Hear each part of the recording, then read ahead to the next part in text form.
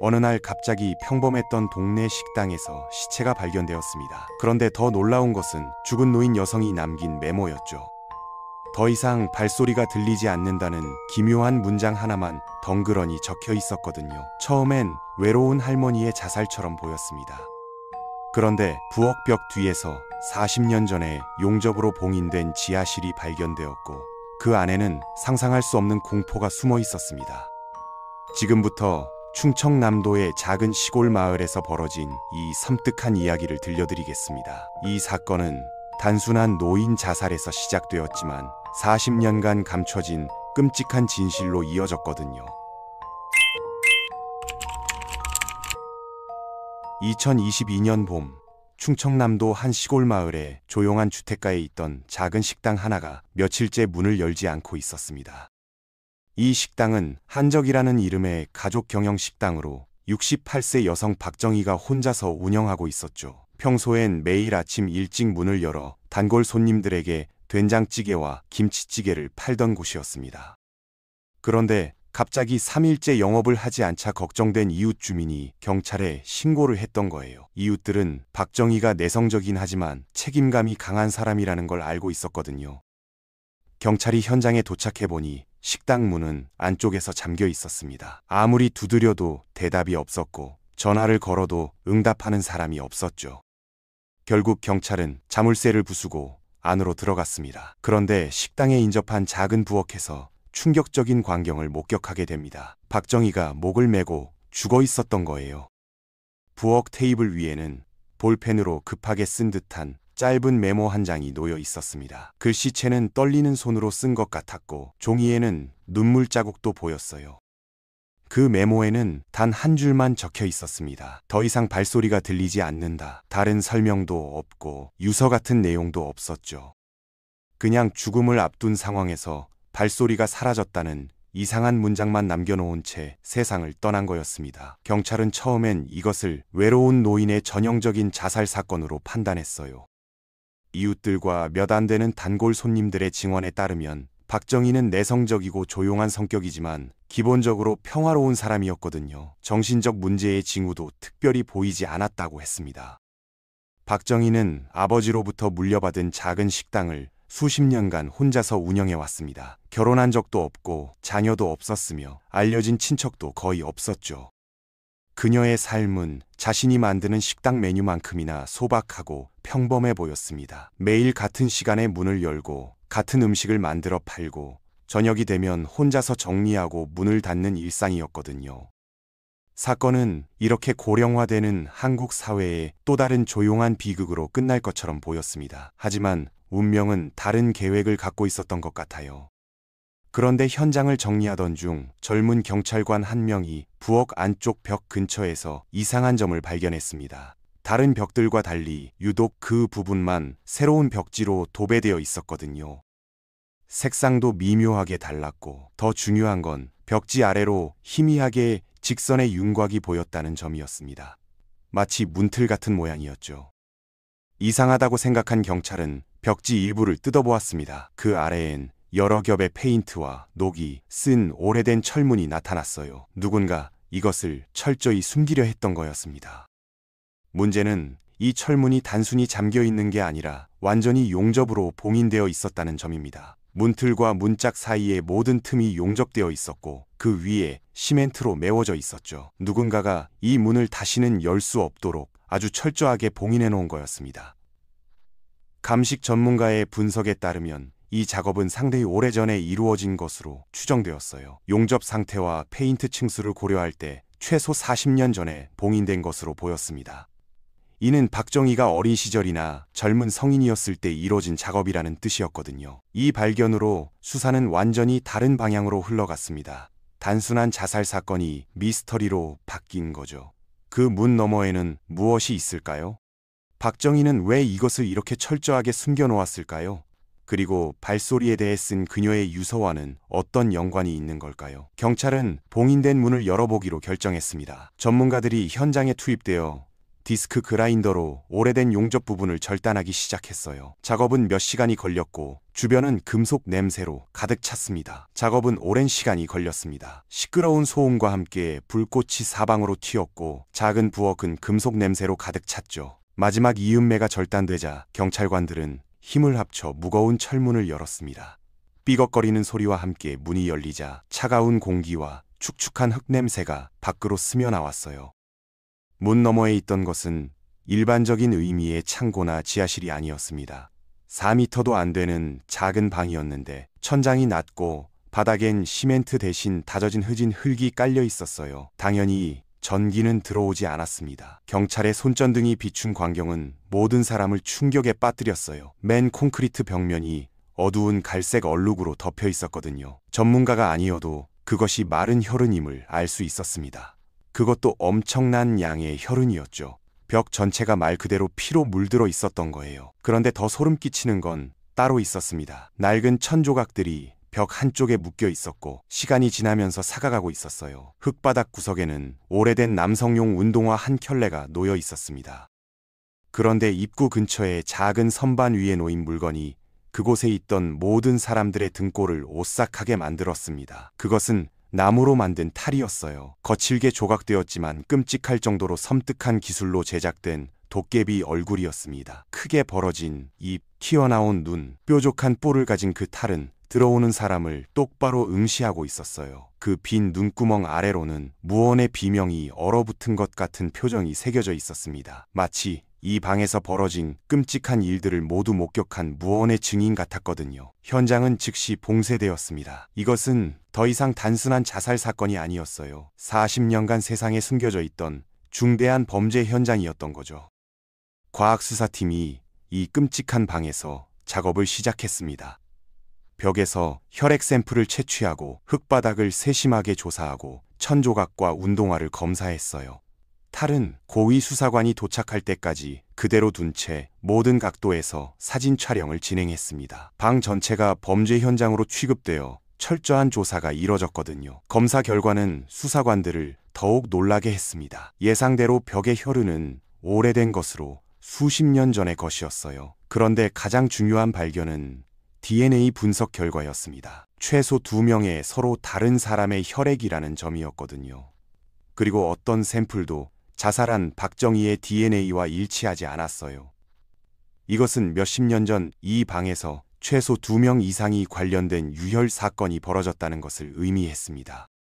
그들은 누구였을까요? 피해자들일까요? 아니면 가해자들일까요? 이 봉인된 지옥 바로 위에서 평생을 보낸 조용한 식당 주인 박정희는 이 모든 일과 어떤 관계가 있었을까요? 경찰은 과거 기록을 뒤지기 시작했습니다. 지난 50년간 그 지역에서 발생한 모든 미해결 실종 사건을 조사했어요. 특히 문이 봉인된 것으로 추정되는 1970년대 후반에서 1980년대 초반 시기의 사건들에 주목했죠. 곧 그들은 전체 사건을 새로운 관점에서 바라보게 만드는 중요한 단서를 발견했습니다. 1981년 식당에서 그리 멀지 않은 곳에서 한 소년이 흔적도 없이 사라진 사건이 있었거든요. 14세 소년 김영수였습니다. 어느 봄날 그는 평소처럼 집을 나서 학교로 향했지만 학교에 도착하지 못했어요. 집에서 학교까지는 불과 15분 거리였는데 말이에요. 몇 달 동안 대대적인 수색 작업이 벌어졌습니다. 경찰과 자원봉사자, 지역 주민들이 구석구석을 뒤져가며 수백 명의 사람들에게 수소문했지만 아무것도 찾을 수 없었죠. 목격자도 없고 단서도 전혀 없었습니다. 마치 한 명의 사람이 마을을 나서다가 그대로 허공으로 사라진 것 같았어요. 당시 이 사건은 지역 전체를 공포에 빠뜨렸거든요. 1981년 당시 경찰은 식당이 있는 건물의 거주자를 포함해 인근 주민들 모두에게 상황을 청취했습니다. 그런데 그 당시엔 박정희가 그곳에 혼자 살고 있던 게 아니었어요. 식당과 건물은 그녀의 아버지인 박철수라는 남성이 소유하고 있었습니다. 수사 당시 그는 이미 고령이었고 딸인 박정희가 동거하며 가사를 도와주고 있었던 거죠. 그들은 용의선상에 오르지 않았습니다. 그냥 평범한 이웃 사람들이었거든요. 작은 장사를 하는 일반적인 가족이었고 아무도 그들의 집에 비밀 밀실이 있다고 상상할 수 없었어요. 합리적인 이유 없이 강제 수색 영장을 신청할 근거도 없었습니다. 결국 김영수의 실종 사건은 미해결로 종결되었어요. 그런데 지금 41년이 지난 후 이 오래된 사건이 갑자기 불길한 연관성을 갖게 된 거였습니다. 경찰은 소름 끼치는 가설을 세웠습니다. 만약 실종된 소년이 단순히 사라진 게 아니라 이 식당으로 강제로 끌려와 지하의 바로 그 방에 감금되었다면 어떨까요? 그렇다면 벽의 혈흔과 로프 같은 천조각들의 설명이 가능해집니다. 그런데 그 일을 누가 저질렀을까요? 당시 27세였던 조용한 박정희일까요? 아니면 그녀의 아버지일까요? 형사들은 박철수의 과거를 깊이 조사하기 시작했어요. 그들이 발견한 것은 소박한 주인이라는 이미지를 완전히 깨뜨리는 내용이었습니다. 박철수에게는 1950년대에 전과가 있다는 사실이 밝혀졌어요. 그는 폭행죄로 유죄 판결을 받았던 거죠. 석방된 후엔 법을 지키며 살아가는 것처럼 보였지만 그의 경력에 있는 이 세부 사항은 그에게 어두운 의혹의 그림자를 드리웠습니다. 폭력적인 성향이 있는 남자가 비밀 밀실이 있는 집에 살고 있었다는 사실 말이에요. 더 조사해보니 박철수는 젊은 시절부터 성격이 포악했다는 증언들이 나왔거든요. 마을 노인들 중 그를 기억하는 사람들이 있었습니다. 그들은 박철수가 술을 마시면 난폭해지고 사소한 일로도 쉽게 화를 냈다고 증언했어요. 특히 6.25 전쟁 이후 그의 성격이 더욱 괴팍해졌다고 했습니다. 한 이웃 주민은 1970년대에 박철수의 집에서 이상한 소리를 들었다고 증언했습니다. 깊은 밤중에 누군가 비명을 지르는 것 같은 소리가 들렸지만 당시엔 그냥 부녀 간의 다툼이라고 생각했다고 해요. 또 다른 증인은 박철수가 종종 밤늦게 집 뒤편에서 무언가를 파는 모습을 목격했다고 했습니다. 그가 무엇을 하는지 물어봤을 때 박철수는 채소밭을 만든다고 대답했다고 하죠. 하지만 그곳엔 채소가 자란 적이 한 번도 없었다고 합니다. 박철수는 1984년 소년 실종 사건 겨우 3년 후에 자연사했습니다. 퍼즐 조각들이 맞아떨어지기 시작했어요. 현재 주요 가설은 1981년 박철수가 김영수 소년을 납치했을 가능성이라는 것입니다. 그는 소년을 집 지하의 비밀방에 가둬놓았을 거예요. 그 다음에 무슨 일이 벌어졌는지는 추측할 수밖에 없지만 벽에 남은 혈흔은 극도의 폭력이 행해졌음을 말해주고 있습니다.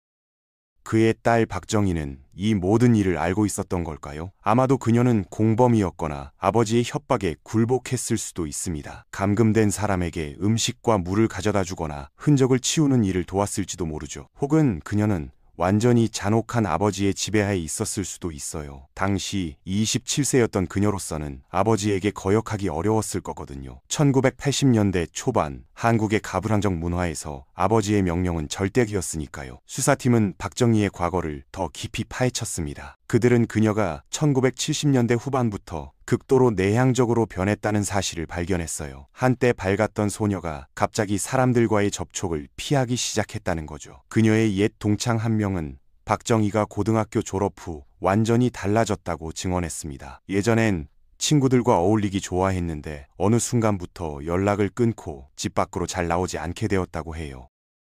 정희는 항상 무언가에 쫓기는 것 같은 표정을 짓고 있었어요. 눈빛이 불안했고 갑자기 큰 소리가 나면 깜짝깜짝 놀라곤 했죠. 우리가 물어봐도 아무 일 없다고만 했어요. 또 다른 단골 손님은 박정희가 가끔 식당에서 혼자 중얼거리는 모습을 봤다고 했습니다. 미안해 라고 반복해서 말하는 것 같았다고 하죠. 누구에게 사과하는 건지는 알 수 없었지만요. 1984년 아버지가 죽은 후 혼자 남겨진 그녀는 이 비밀을 영원히 묻어두려고만 생각했던 것 같습니다. 문을 용접으로 봉인하고 벽지로 가렸던 거죠. 과거를 봉인하고 결코 세상에 드러나지 않기를 바랐던 거예요. 그녀는 이 끔찍한 비밀과 함께 40년을 살아왔습니다. 발밑 콘크리트와 강철층 너머에 공포의 현장이 있는 집에서 40년간의 침묵과 고독 속에서 말이에요. 그런데 지금 40년이 지나서 뭔가 변한 게 있었던 것 같습니다. 그녀는 유서에 썼거든요. 더 이상 발소리가 들리지 않는다고 말이에요. 그녀가 듣고 있던 것은 누구의 발소리였을까요? 발견되지 않은 소년의 발소리였을까요? 아니면 오래전에 죽은 자신의 아버지 발소리였을까요? 무덤 너머에서 그녀를 계속 괴롭히고 있었던 건 아닐까요? 수사팀은 심리학 전문가를 투입했습니다. 전문가는 박정희가 외상 후 스트레스 장애를 앓고 있었을 가능성이 높다고 분석했어요. 40년간 억압된 죄책감과 공포가 환청으로 나타났을 거라는 거죠. 이런 경우 피해자는 실제로 소리를 듣습니다. 뇌가 만들어낸 환청이지만 본인에게는 완전히 실제 않은 소리예요. 밤마다 지하실에서 발소리가 들렸을 겁니다. 아마도 그 소년의 발소리 혹은 아버지의 발소리였겠죠. 전문가는 계속 설명했습니다. 그런데 최근 들어 발소리가 멈췄다는 건 흥미로운 지점입니다. 이는 두 가지를 의미할 수 있어요. 첫째, 그녀의 정신 상태가 더욱 악화되어 현실 감각을 완전히 잃었거나, 둘째, 역설적이게도 어떤 해방감을 느꼈을 수도 있습니다. 아마도 나이가 들면서 죽음이 가까워졌다는 걸 느꼈을 겁니다. 그리고 이 모든 게 끝난다는 생각에 환청이 사라진 거죠. 하지만 동시에 그 침묵이 더 견딜 수 없을 수도 있어요. 40년간 들어오던 소리가 갑자기 멈추니까 더 큰 공허함을 느낀 거죠. 이 분석은 소름 끼치는 통찰을 제공했습니다. 박정희는 평생을 유령들과 함께 살았던 것입니다. 그녀가 만든 것이든 실제로 존재하는 것이든 그 발소리들은 그녀의 삶을 지배했어요. 그리고 그 소리마저 사라졌을 때 그녀는 더 이상 살아갈 이유를 찾지 못한 거죠. 아마도 나이가 들면서 그녀의 정신이 약해지고 오랫동안 억압해왔던 과거의 소리들이 되돌아와 그녀를 광기로 몰아넣었을 수도 있습니다. 봉인된 지하실에서 들려오는 발소리를 평생 들어왔을지도 모르거든요. 아버지의 발자국 소리, 그녀 말고는 아무에게도 들리지 않는 환청 같은 발소리들 말이에요. 매일 밤 그 소리가 그녀를 괴롭혔을 거예요. 그런데 마지막에 그 소리마저 사라졌던 거죠.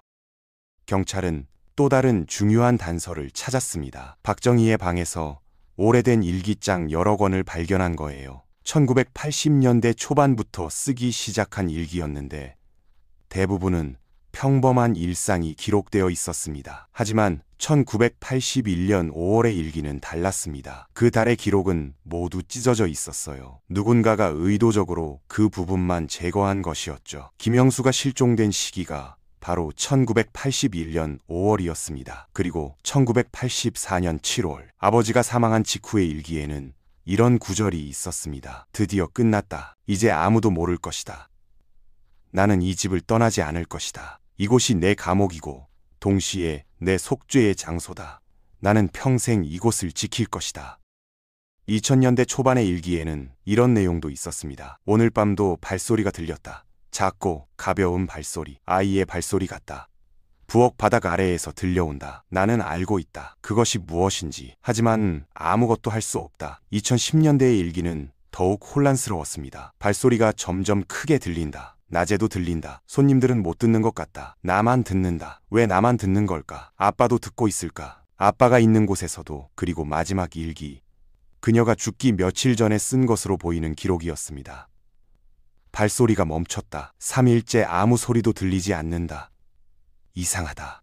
무섭다. 소리가 들릴 때보다 더 무섭다. 고요함이 나를 삼킨다. 이제 정말 끝인 것 같다. 나도 그곳으로 가야 할 시간인가 보다. 이 일기들은 박정희의 정신 상태를 생생하게 보여줬습니다. 그녀는 40년간 고통 속에서 살아왔던 것입니다. 그리고 그 고통은 결국 그녀를 죽음으로 이끌었죠. 이렇게 해서 수사는 공포의 거의 완전한 모자이크와 마주하게 되었습니다. 폭력적인 과거를 가진 남성이라는 용의자 박철수가 있었고 평생을 공포와 고립 속에서 보낸 그의 딸이자 아마도 공범인 박정희가 있었어요. 1981년에 실종된 소년 김영수라는 피해자가 있었고 벽 너머 작은 밀실이라는 범행 현장이 있었습니다. 모든 요소가 연결되어 있는 것처럼 보였어요. 그런데 그때 수사는 이번에는 법적인 장벽에 부딪혔습니다. 주요 장애물은 공소시효였어요. 한국 형법에서 살인죄의 공소시효는 2015년 7월 이전 사건의 경우 15년이었습니다. 2007년에 25년으로 연장되었고 2015년 7월부터는 살인죄의 공소시효가 완전히 폐지되었죠. 하지만 김영수 실종 사건은 1981년에 발생했습니다. 당시 적용되던 공소시효는 15년이었고 이는 1996년에 만료되었어요. 2007년의 법 개정도 소급 적용되지 않았습니다. 법무부 자문을 받은 검찰은 공식 입장을 발표했습니다. 1981년 실종 사건에 대한 살인 혐의는 공소시효가 만료되어 기소가 불가능합니다. 새로운 증거가 발견되었다 하더라도 법적으로 소급 적용할 수 없습니다. 이것은 수사팀에게 큰 좌절이었습니다. 진실에 가까이 다가갔지만 법의 벽 앞에서 멈춰야 했던 거죠. 그들은 무슨 일이 벌어졌는지 알았지만 누구도 처벌할 수 없었습니다. 사건을 결정적으로 막다른 골목으로 몰아넣은 두 번째 장애물은 관련된 모든 사람들이 죽었다는 사실이었습니다. 핵심 인물인 박철수는 1984년에 사망했고 비극의 자세한 내막을 밝혀줄 수 있는 유일한 사람인 그의 딸도 죽었어요.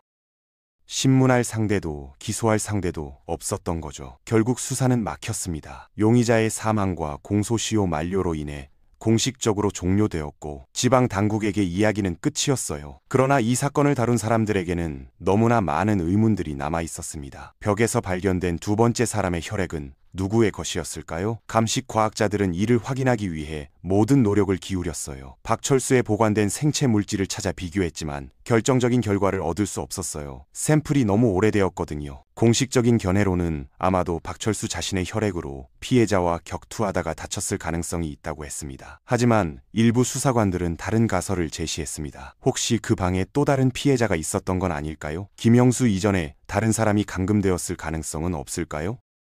수사팀은 1970년대와 1980년대 초반의 미해결 실종 사건을 모두 재검토했습니다. 그 결과 충격적인 사실이 드러났어요. 1979년 봄 같은 마을에서 12세 소년 이준호가 실종되었다는 기록을 발견한 것입니다. 그 역시 학교 가는 길에 사라졌고 끝내 찾지 못했어요. 당시엔 두 사건의 연관성이 전혀 고려되지 않았습니다. 시간 차이가 2년이나 되었고 경찰은 이준호가 가출했을 거라고 추정했거든요. 그의 가정 환경이 조처 환경이 좋지 않았고 아버지의 학대를 받고 있었다는 증언이 있었으니까요. 하지만 지금 다시 보니 끔찍한 패턴이 보였습니다. 같은 마을, 비슷한 나이의 소년들, 학교 가는 길에 실종, 목격자 없음. 두 사건 모두 박철수의 식당 근처에서 일어났어요. DNA 데이터베이스에서 이준호의 가족을 찾았습니다. 그의 어머니는 이미 세상을 떠났지만 형이 아직 살아 있었어요. 그에게서 DNA 샘플을 채취해 지하실 혈흔과 비교했습니다. 결과가 나오기까지 2주가 걸렸습니다. 그리고 충격적인 결과가 나왔어요. 두 번째 혈흔은 이준호의 것과 일치했습니다. 99.8%의 확률로 그의 혈액이었던 거죠. 이것은 끔찍한 진실을 의미했습니다. 박철수는 한 명이 아니라 최소 2명의 소년을 납치하고 살해했던 것입니다. 1979년에 이준호를, 1981년에 김영수를 말이에요. 혹시 더 많은 피해자가 있을까요? 수사팀은 1970년대 전체 기간의 실종 사건을 재조사했습니다. 다행히 그 지역에서 더 이상의 연관 사건은 발견되지 않았어요. 하지만 이것이 박철수의 범죄가 이 두 건뿐이었다는 보장은 없었습니다. 만약 그가 다른 지역에서도 범죄를 저질렀다면, 만약 밝혀지지 않은 피해자들이 더 있다면, 경찰은 전국적인 조회를 실시했습니다. 박철수가 살았던 모든 지역, 그가 일했던 모든 장소를 조사했어요. 그는 전쟁 후 여러 곳을 떠돌아다녔고 1960년대 초반에야 이 마을에 정착했거든요. 그의 과거 거주지였던 경기도의 한 마을에서 1965년 미해결 실종 사건이 발견되었습니다. 당시 10세였던 소녀가 사라진 사건이었어요. 하지만 시간이 너무 오래 지나 DNA 비교는 불가능했습니다. 박철수가 그 사건과 관련이 있었는지 확인할 방법은 없었어요. 다만 정황상 가능성이 있을 뿐이었죠. 수사관들은 박철수가 연쇄 범죄자였을 가능성이 높다고 결론 내렸습니다. 그렇다면 그의 딸 박정희는 어느 정도까지 관여했을까요? 그녀는 단순한 공범이었을까요? 아니면 또 다른 피해자였을까요? 심리학 전문가는 박정희가 스톡홀름 증후군의 일종을 겪었을 가능성을 제시했습니다. 그녀는 아버지의 범죄를 도울 수밖에 없었을 겁니다. 거부하면 자신도 피해자가 될 수 있었으니까요. 하지만 동시에 그녀는 죄책감에 시달렸어요. 일기에서 볼 수 있듯이 말이죠. 그녀는 평생을 공범자이자 피해자라는 이중적 위치에서 살았습니다. 아버지를 배신할 수도 자신을 용서할 수도 없었던 거죠. 그래서 아버지가 죽은 후에도 비밀을 지켰어요. 진실을 밝히는 것은 자신의 죄를 인정하는 것이었으니까요. 당연히 경찰과 실종된 소년들의 가족을 괴롭힌 주요 의무는 시신이 어디에 있느냐는 것이었어요. 김영수와 이준호가 그 방에서 죽었다면 그들의 시신은 어디로 갔을까요? 경찰은 상상할 수 있는 한 가장 철저한 수색을 벌였습니다. 매장지를 찾을 것이라고 기대하며 비밀방의 흙바닥 전체를 말 그대로 파헤쳤어요. 하지만 아무것도 발견되지 않았죠. 특수 지하투시 레이더를 사용해서 집의 기초 아래 땅 구석구석까지 스캔했습니다. 그러나 모든 것이 헛수고였어요. 흔적이 없었습니다. 뼈 한 조각도 찾을 수 없었죠. 그런데 한 노련한 형사가 다른 가능성을 제시했습니다. 박철수가 뒷마당에서 뭔가를 파는 걸 봤다는 증언을 기억하십니까? 채소밭을 만든다고 했지만 채소가 자란 적이 없다는 거요. 수사팀은 즉시 식당 뒤편의 땅을 조사하기 시작했습니다. 중장비를 동원해 땅을 파헤쳤어요. 깊이 2m 지점에서 작은 뼈 조각들이 발견되기 시작했습니다. 법의학자들이 현장에 투입되었습니다. 조심스럽게 흙을 제거하자 두 구의 유골이 모습을 드러냈어요. 작은 뼈들, 어린아이의 것으로 보이는 뼈들이었습니다. DNA 검사 결과 한 구는 김영수의 것으로, 다른 한 구는 이준호의 것으로 확인되었습니다. 41년과 43년 만에 두 소녀는 드디어 발견된 것입니다. 유골의 상태는 끔찍했습니다. 여러 곳에 골절 흔적이 있었고 두개골에는 타격 흔적이 남아 있었어요. 법의학자는 이들이 심각한 폭행을 당했으며 그로 인해 사망했을 것이라고 결론 내렸습니다. 김영수와 이준호의 가족들에게 이 소식이 전해졌습니다. 수십 년간 기다려온 답을 드디어 얻은 것이었지만 그 답은 너무나 잔혹했어요. 김영수의 어머니는 이미 10년 전에 세상을 떠났습니다. 아들을 찾지 못한 채 고통 속에서 생을 마감했죠. 그의 누나는 이제 60대가 되어 있었어요. 그녀는 경찰서에서 소식을 듣고 한참을 울었습니다. 동생이 그렇게 가까운 곳에 있었다는 게, 우리가 매일 그 식당 앞을 지나다녔는데 만약 그때 알았더라면. 그녀는 말을 잇지 못했습니다. 이준호의 형도 비슷한 반응을 보였습니다. 어머니가 돌아가시기 전에 알려드렸으면 어머니는 평생 준호를 찾으셨어요. 집을 나간 거라고, 언젠가 돌아올 거라고 믿으셨죠. 진실을 알았다면 조금이나마 마음의 평화를 찾으셨을까요?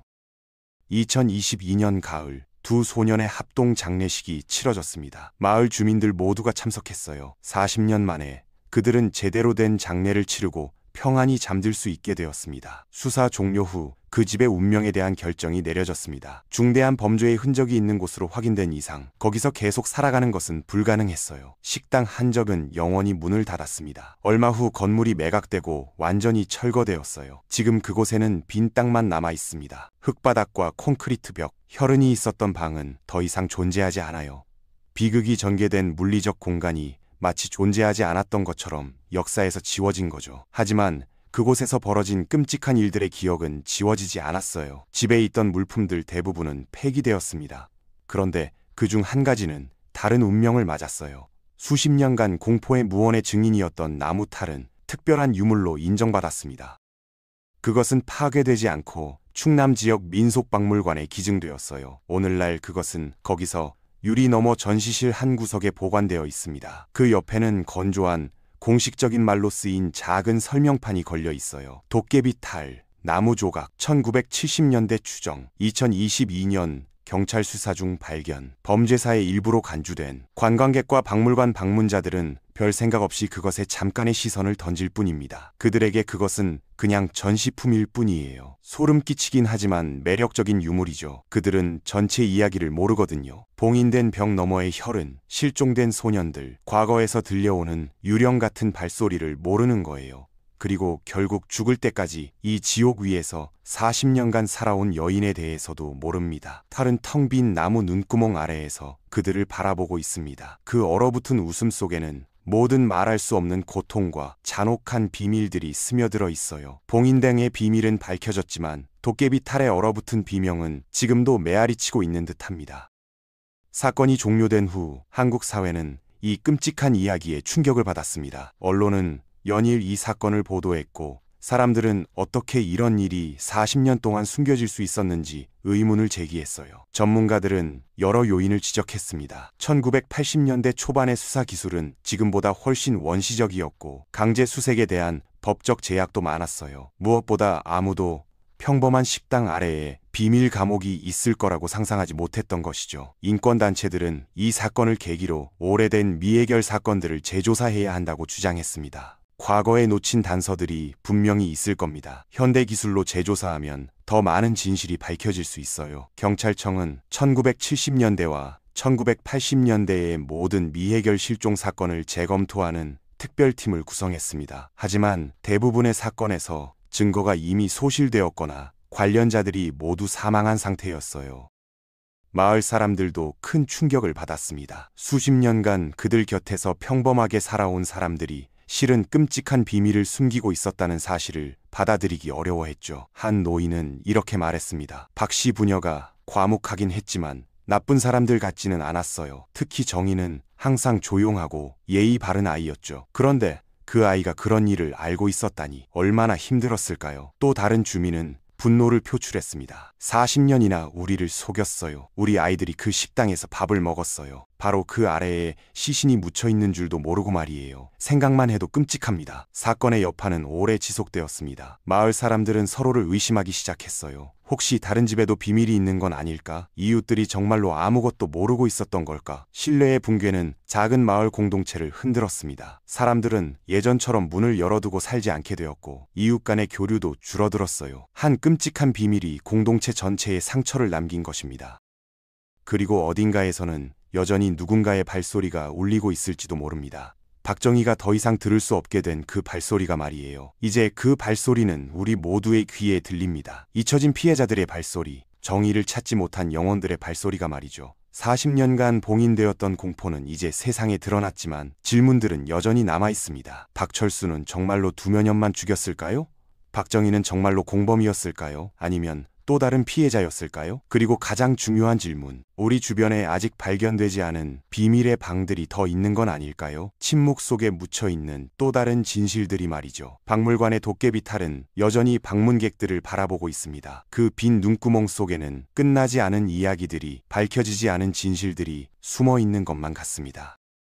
그리고 때때로 밤이 되면 박물관 경비원들은 이상한 소리를 듣는다고 합니다. 작고 가벼운 발소리, 어린아이가 뛰어다니는 것 같은 소리가 전시실에서 들려온다고 해요. 하지만 확인해보면 아무도 없습니다. 텅 빈 전시실, 그리고 유리 케이스 속의 도깨비 탈만이 어둠 속에서 웃고 있을 뿐이죠. 발소리는 계속됩니다. 과거에서 현재로, 그리고 미래를 향해 잊혀져서는 안 될 것들을 기억하라고, 밝혀져야 할 진실들을 찾으라고 속삭이면서 말입니다. 이것이 충청남도의 작은 마을에서 벌어진 이야기입니다. 봉인된 방, 실종된 소년들, 그리고 40년간 지속된 침묵의 이야기. 비록 법적 정의는 실현되지 못했지만 적어도 진실은 밝혀졌습니다. 김영수와 이준호는 이제 편히 쉴 수 있게 되었고 그들의 이름은 잊히지 않을 것입니다. 그리고 박정희, 그녀는 가해자였을까요? 피해자였을까요? 아마도 둘 다였을 것입니다. 그녀는 평생을 지옥 같은 삶을 살았고 결국 그 무게를 견디지 못했습니다. 그녀의 마지막 말, 더 이상 발소리가 들리지 않는다는 해방의 선언이었을까요? 아니면 절망의 외침이었을까요? 우리는 결코 알 수 없을 것입니다. 하지만 한 가지 확실한 것은 그 발소리들이 이제 침묵하지 않는다는 것입니다. 그들의 이야기는 세상에 알려졌고 그들은 더 이상 잊혀진 존재가 아닙니다. 충청남도의 그 작은 마을은 이제 평화를 되찾았습니다. 하지만 사람들은 결코 잊지 않을 것입니다. 그들의 발밑에 평범해 보이는 집들 아래에 어떤 비밀들이 숨어 있을 수 있는지를 말이죠. 그리고 밤이 깊어지면 혹시 당신도 들을 수 있을지 모릅니다. 작고 가벼운 발소리를, 과거에서 들려오는 잊혀져서는 안 될 이야기들의 메아리를 말입니다.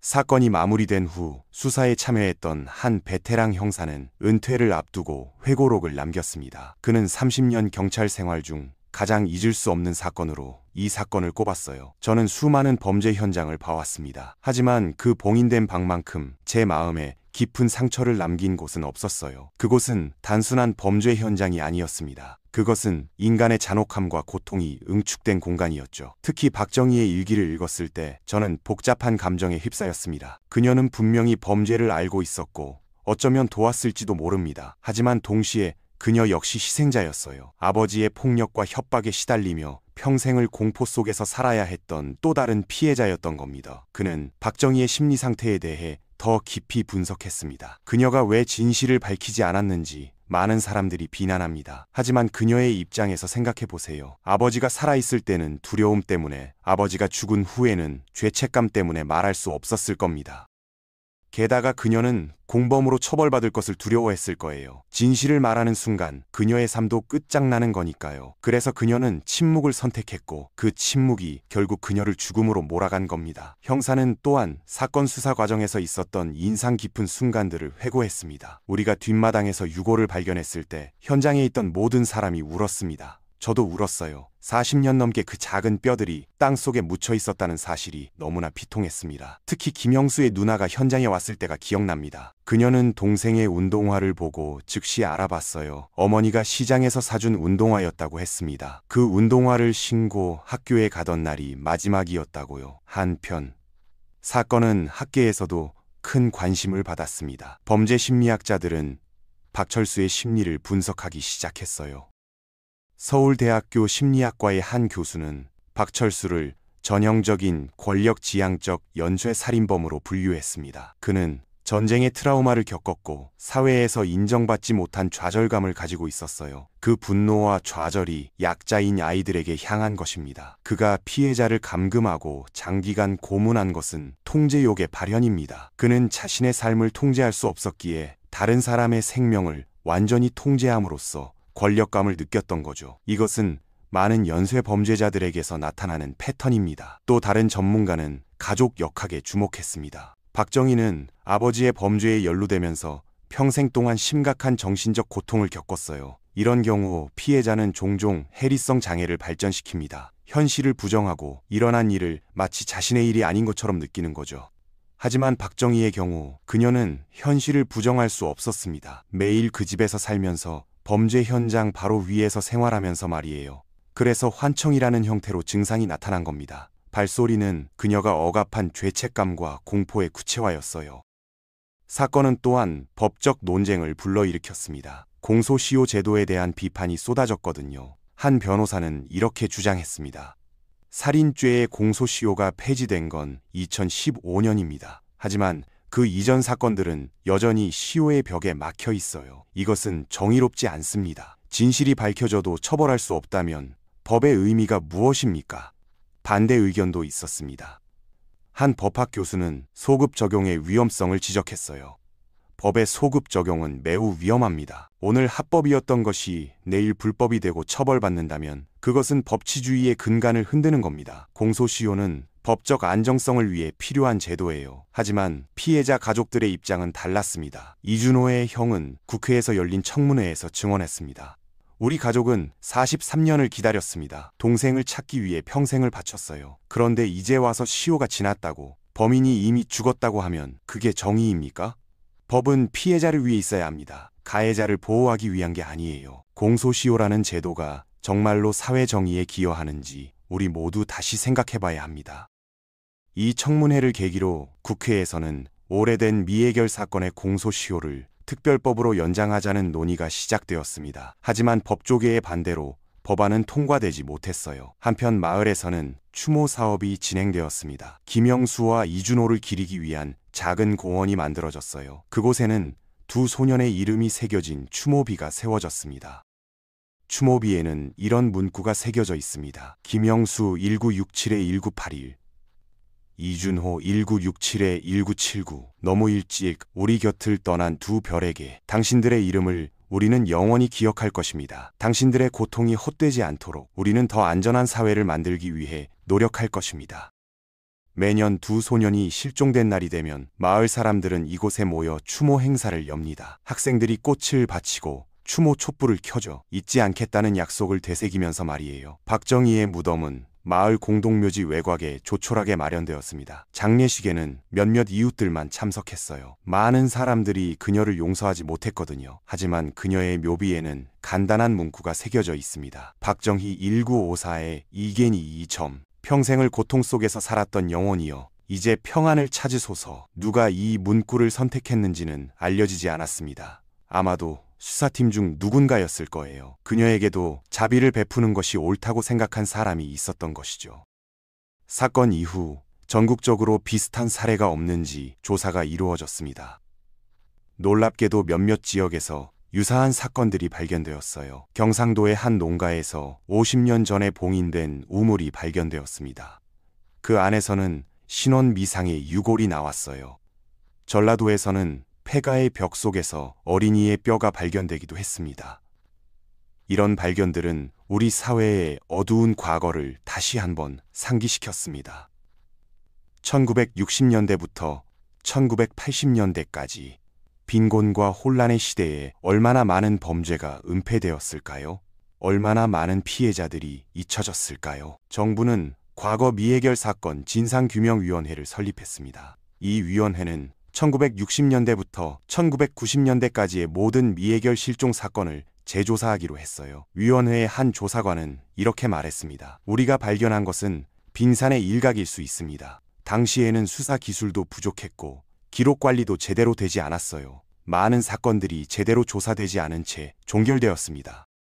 특히 시골 지역에서 일어난 사건들은 더욱 그랬어요. 경찰 인력이 부족했고 가족들도 제대로 된 수사를 요구할 힘이 없었으니까요. 우리는 이런 잊혀진 사건들을 다시 조명하고 가능하다면 진실을 밝혀낼 것입니다. 위원회의 활동은 많은 성과를 거두었습니다. 3년간의 조사 끝에 총 127건의 오래된 실종 사건을 재조사했고 그중 23건에서 새로운 단서를 발견했어요. 12건은 사건이 해결되어 유가족들이 진실을 알게 되었습니다. 하지만 여전히 많은 사건들이 미궁 속에 남아 있습니다. 증거가 소실되었거나 관련자들이 모두 사망했거나 아니면 단서조차 찾을 수 없는 경우들이죠. 충청남도의 그 마을로 다시 돌아가 보겠습니다. 빈터로 남은 옛 식당 자리는 이제 작은 어린이 놀이터로 바뀌었습니다. 그네와 미끄럼틀이 설치되고 아이들의 웃음소리가 가득한 곳이 되었어요.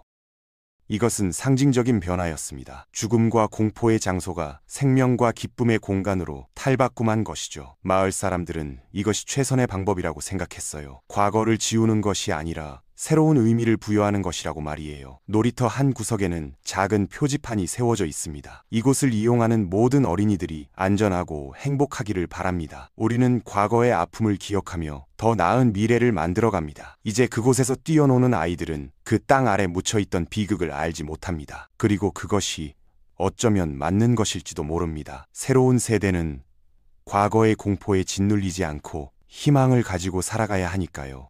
하지만 동시에 우리는 기억해야 합니다.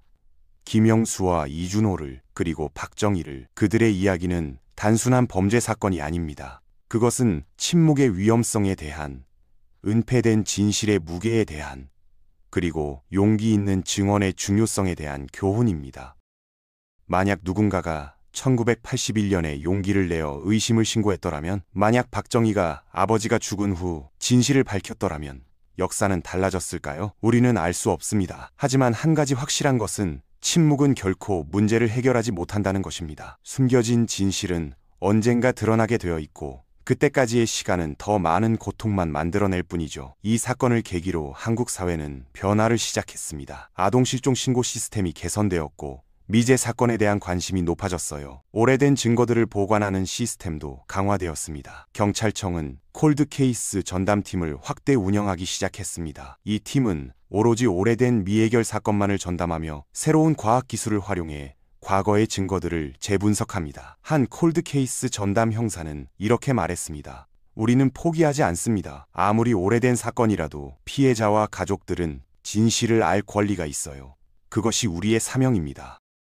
이 사건이 우리에게 보여준 것은 시간이 지나도 진실은 사라지지 않는다는 겁니다. 증거는 남아있고 기억은 기록에 남아있어요.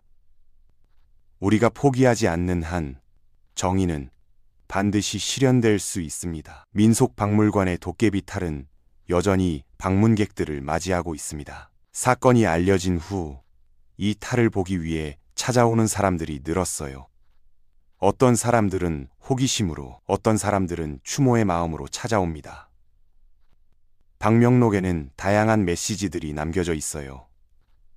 김영순호 두 소년의 명복을 빕니다. 이런 일이 다시는 일어나지 않기를. 박정희도 피해자였습니다. 그녀에게도 평안을 잊지 않겠습니다. 박물관 측은 탈의 전시 방식을 변경했습니다. 이제 그 옆에는 사건에 대한 상세한 설명판이 놓여 있고 두 소년의 사진도 함께 전시되어 있어요. 설명판의 마지막 문장은 이렇게 끝맺습니다. 이 유물은 단순한 나무 조각이 아닙니다. 그것은 침묵했던 진실의 증인이며 우리가 결코 잊어서는 안 될 역사의 조각입니다. 그리고 정말로 때때로 밤이 되면 이상한 일들이 일어난다고 합니다. 박물관 경비원들은 전시실에서 작은 발소리를 듣는다고 해요. 한 경비원은 이렇게 증언했습니다. 처음엔 제 상상이라고 생각했어요. 하지만 여러 번 들었습니다. 아이들이 뛰어노는 것 같은 소리예요. 확인하러 가면 아무도 없지만 분명히 들렸어요. 무섭지는 않습니다. 오히려 슬픈 느낌이에요. 마치 저 아이들이 하고 싶었던 것들, 하지 못했던 것들을 이제라도 하고 있는 것 같아서요. 다른 경비원도 비슷한 경험을 했다고 합니다. 어느 날 밤 도깨비 탈 앞을 지나가는데 갑자기 따뜻한 느낌이 들었어요. 마치 누군가가 제 손을 잡는 것 같았죠. 돌아보니 아무도 없었지만 분명히 느꼈습니다. 그리고 이상한 건 그 순간 평화로운 느낌이 들었다는 거예요. 마치 이제 괜찮다고 말하는 것 같았어요. 저 아이들이 이제 편안해졌다는 걸 알려주는 것 같았습니다. 이런 이야기들은 과학적으로 설명할 수 없는 현상들입니다. 어쩌면 그것은 경비원들의 상상일 수도 있고 혹은 오래된 건물의 자연스러운 소리일 수도 있어요. 하지만 많은 사람들은 그것이 진짜라고 믿습니다. 김영수와 이준호의 영혼이 이제야 평화를 찾았고 그들이 하지 못했던 어린 시절의 놀이를 이제라도 즐기고 있다고 믿는 거죠. 그리고 박정희, 그녀의 영혼은 어디에 있을까요? 그녀도 평화를 찾았을까요? 아니면 여전히 그 발소리를 듣고 있을까요? 어느 영매는 이렇게 말했습니다. 박정희의 영혼은 아직 이승을 떠나지 못했어요. 그녀는 여전히 속죄하고 있습니다. 하지만 조만간 그녀도 평안을 찾을 거예요. 두 소년이 그녀를 용서해 줄 테니까요. 물론 이것은 과학적 근거가 없는 이야기입니다. 하지만 이런 이야기들이 사람들에게 위안을 준다면 그것만으로도 의미가 있는 것이 아닐까요? 사건이 종결된 지 2년이 지난 지금 충청남도의 그 마을은 일상을 되찾았습니다. 사람들은 다시 평범한 삶을 살아가고 있어요. 하지만 그들은 결코 잊지 않았습니다. 매년 봄이 되면 마을 사람들은 추모공원에 모여 두 소년을 기억합니다. 그리고 다짐합니다. 이런 일이 다시는 일어나지 않도록 서로를 돌보고 지키겠다고. 이것이 이 사건에서 배워야 할 교훈입니다. 침묵하지 말 것, 의심스러운 일을 보면 신고할 것, 그리고 무엇보다 우리 주변의 약자들을 보호할 것. 김영수와 이준호는 이제 편히 쉬고 있습니다. 그들의 이름은 추모비에 새겨져 영원히 기억될 것입니다. 그들의 짧았던 삶은 비극으로 끝났지만 그들의 이야기는 많은 사람들에게 교훈을 남겼습니다. 그리고 어딘가에서 아마도 따뜻한 봄날의 놀이터에서 두 소년은 웃으며 뛰어놀고 있을 것입니다. 40년 동안 하지 못했던 그 놀이를, 빼앗겼던 그 유년을 이제라도 즐기면서 말이죠. 발소리는 이제 공포가 아닙니다. 그것은 희망의 소리입니다. 생명의 소리이고 기억의 소리이며 정의가 결코 죽지 않는다는 증명입니다. 충청남도의 작은 마을, 봉인된 방, 40년간의 침묵, 이 모든 것이 이제는 역사가 되었습니다. 하지만 그 역사가 우리에게 주는 교훈은 여전히 생생합니다. 우리는 기억할 것입니다. 그리고 그 기억을 통해 더 나은 사회를 만들어갈 것입니다. 그것이 김영수, 이준호, 그리고 박정희에게 할 수 있는 최선의 추모일 것입니다.